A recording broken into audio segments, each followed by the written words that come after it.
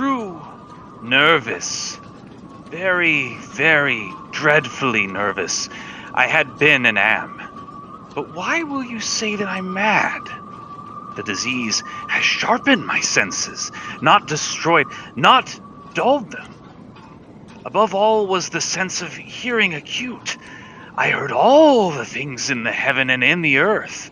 I heard many things in hell. How then am I mad?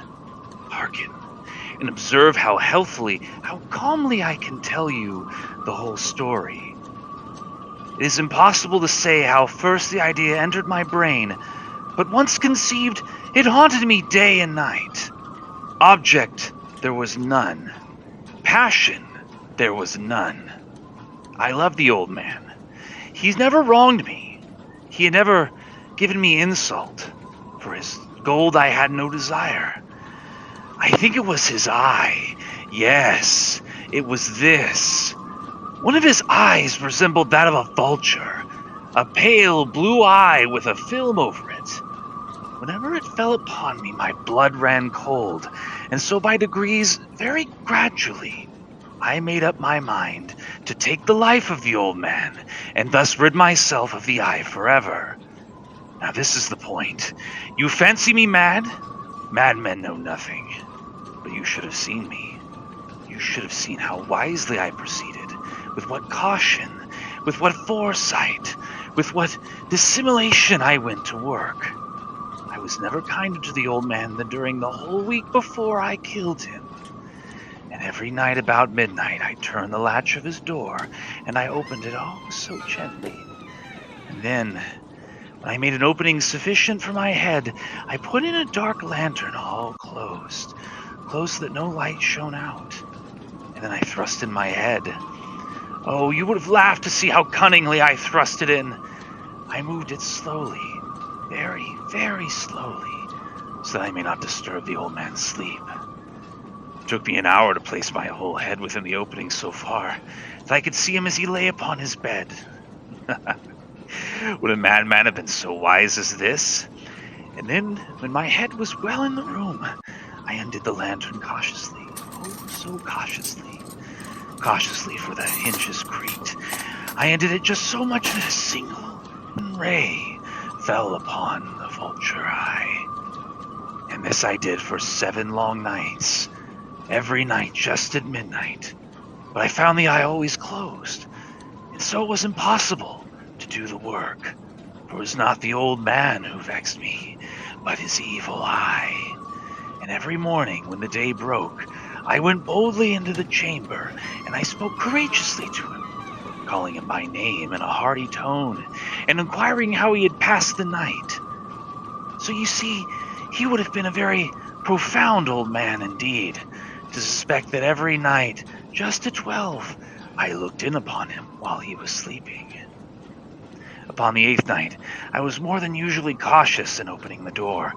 A watch's minute hand moves more quickly than did mine.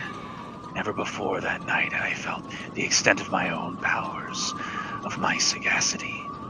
I could scarcely contain my feelings of triumph to think that there I was opening the door, little by little, and he not even to dream of my secret deeds or thoughts. I fairly chuckled at the idea, and perhaps he'd heard me, for he moved on the bed suddenly as if startled. Now you may think that I drew back, but no. His room was black as pitch with a thick darkness, for the shutters were closed, fastened through fear of robbers, and so I knew that he could not see the opening of the door, and I kept pushing it on steadily. I had my head in. I was about to open the lantern when my thumb slipped upon the tin fastening, and the old man sprang up in the bed, crying out, "Who's there?" I kept quiet still and said nothing. For a whole hour I did not move a single muscle, and in the meantime I did not hear him lie down. He was still sitting up in the bed, listening, just as I had done night after night, hearkening to the death watches in the wall. Presently, I heard a slight groan, and I knew it was the groan of mortal terror. It was not a groan of pain or of grief. Oh, no. It was the low, stifled sound that arises from the bottom of the soul when overcharged with awe. I knew that sound well. Many a night, just at midnight when all the world slept, it's welled up from my own bosom, deepening with its dreadful echo the terrors that distracted me. I say I knew it well. I knew what the old man felt, and I pitied him, although I chuckled at my heart. I knew that he had been lying awake ever since the first slight noise when he had turned in the bed. His fears had been ever since growing upon him. He'd been trying to fancy them causeless, but could not. He'd been saying to himself, "It is nothing but the wind in the chimney.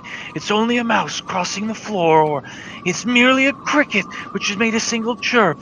Yes, he's been trying to comfort himself with these suppositions, but he found all in vain, because death, in approaching him, had stalked with his black shadow before him and enveloped the victim.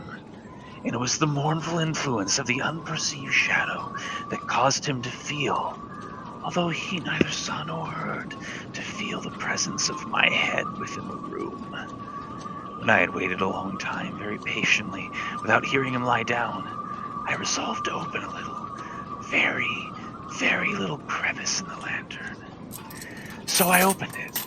You cannot imagine how stealthily, until at length a single dim ray, like the thread of a spider, shot out from the crevice and full upon that vulture eye. It was open, wide open, and I grew furious as I gazed upon it. I saw it with perfect distinctness, all a dull blue with a hideous veil over it that chilled the very marrow of my bones. But I could see nothing else of the old man's face or person, for I had directed the ray as if by instinct precisely upon the damned spot. And now, have I not told you that what you mistake for madness is but overacuteness of the senses? And now I say there came to my ears a low, dull, and quick sound, such as a watch make when enveloped in cotton. I knew that sound well, too. It was the beating of the old man's heart. It increased my fury, as the beating of a drum stimulates the soldier into courage. But even yet, I refrained, and I kept still. I scarcely breathed. I held the lantern motionless, and I tried how steadily I could maintain the ray upon that eye. Meantime, the hellish tattoo of the heart increased. It grew quicker, and louder at every instant. The old man's terror must have been extreme. It grew louder, I say, louder, at every moment. Do you mark me well? I told you I'm nervous, so I am. And now, at the dead hour of the night, amid the dreadful silence of that old house, so strange a noise as this excited me to uncontrollable terror. Yet for some minutes longer I refrained, and I stood still. But the beating grew louder. I thought that heart must burst, and now a new anxiety seized me. The sound would be heard by a neighbor. The old man's hour had come.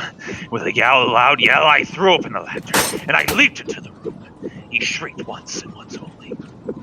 In an instant, I dragged him to the floor, and I pulled the heavy bed over him. I then smiled gaily to find the deed so far done, but for many minutes the heart beat on with a muffled sound. This, however, did not vex me. It would not be heard through the wall, and at length it ceased. The old man was dead. I removed the bed and examined the corpse. Yes, he was a stone dead. And I placed my hand upon the heart and held it there many minutes. There was no pulsation. Stone dead. And his eye would trouble me no more. If still you think me mad, you think so no longer when I describe the wise precautions I took of concealing the body. The night waned and I worked hastily, but in silence. I then took up 3 planks from the flooring of the chamber and deposited them all between the scantlings. I then replaced the boards so cleverly, so cunningly, that no human eye, not even his, could have detected anything wrong. There was nothing to wash out, no stain of any kind, no blood spot whatsoever. I'd been too wary for that. A tub had caught it all.